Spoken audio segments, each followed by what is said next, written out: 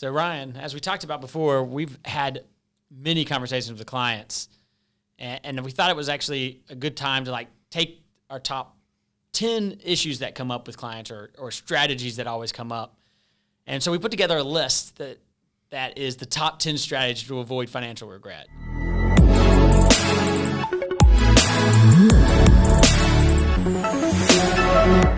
So first of all is just having the right mindset, right?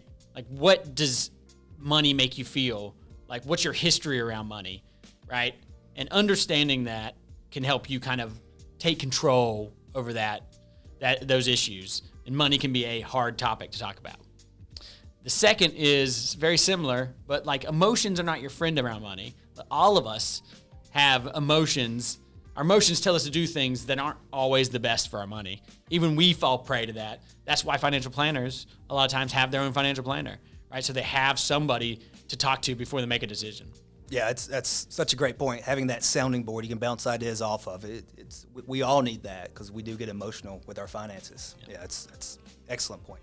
One thing our clients, being mostly business owners and practice owners, that we have worked with them over the years on and trained them on is really understanding the positive power of debt.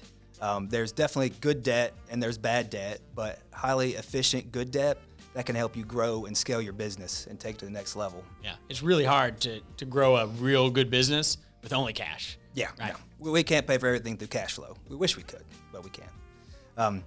Also, too, during the planning process, going through with so many different clients, focusing on strategy over product. And I feel like we do a great job with that. The strategies are the core of our business, and we can implement and fund these strategies with certain products, but the products change year to year, decade over decade. But having that solid core strategy for tax planning, everything else we're doing, that's where the real value is. Yeah. There's no value in the products. Those values change, but the strategies are lifetime. Yeah, very much so.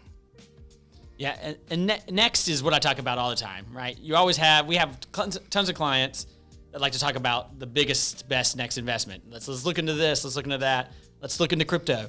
And what I always tell them is, yeah, that's the fun stuff to talk about at a party, but the real good stuff is boring.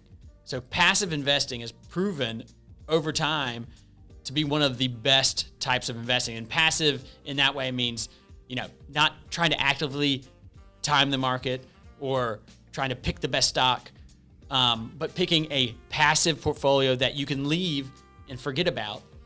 And it's boring. It's not something you talk about at a party, right? Nobody wants to talk about their portfolio of index funds, but it's proven over time to be your best investment.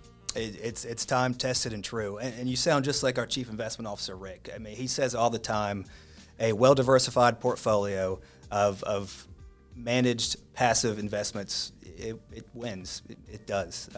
Maybe not every year, but over the long term, you're going to be in a good position. And definitely, as Rick always says, don't try and time the markets. It's just not worth it. The longer you're in the market, the better you're going to be. I mean, trying to pull in and out, trying to time it. The markets are a pretty efficient beast, and we just kind of get in the market, the well-diversified portfolio, and let it run over the years. A lot of our clients, they have other investments outside of just the market. Of course, many of them are business owners. They also may own their real estate. It's another line of income coming in. It can be highly tax efficient, can grow. And then others have rental properties themselves. Yeah, and it's very important to understand that strategy and have a plan around that, because it can be also risky and tie up most of your assets.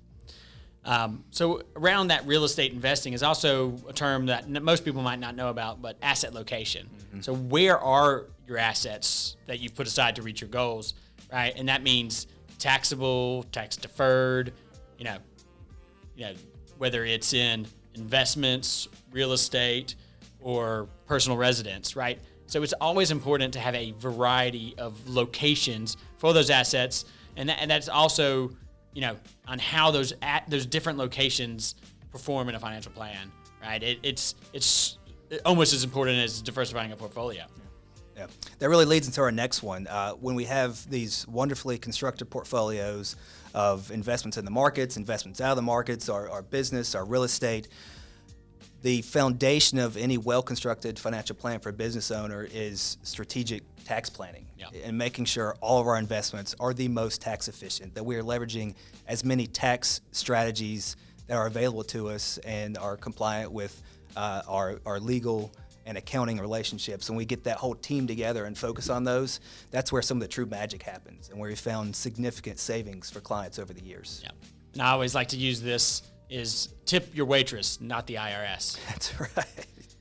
So one of the last things, and it goes back to mindset and emotions, but it's also just understanding your values and goals around money. I think everybody does a good job of kind of saying, my goal is to retire, or my goal is, to exit my business. But like, do you really understand the values that go into those goals, right? So what you need to do is actually ask yourself the hard questions, like, if all of a sudden I can't work tomorrow, like what would I've wanted to accomplish, right? What if I'm not around? What would I've wanted to accomplish? Like what values go into those decisions? And it can really open your mind to some really interesting financial planning processes. Yep. That's so true. Focusing on your values now, intermediate, and way in the future. Yep. I mean, retirement can sound so far away. So many business owners say, well, I'm never going to fully retire. Well, we don't have to focus on that. Let's focus on now. Let's focus on the short term. And then we can start focusing on the long term as well. Maybe it's not even retirement. Maybe it's just, I would like to travel for, a year every other year, right? Let's work towards that. Okay. Yeah. And these aren't all the strategies, right? There's a million others. So we just picked, I don't know, what we think is the top 10 strategies.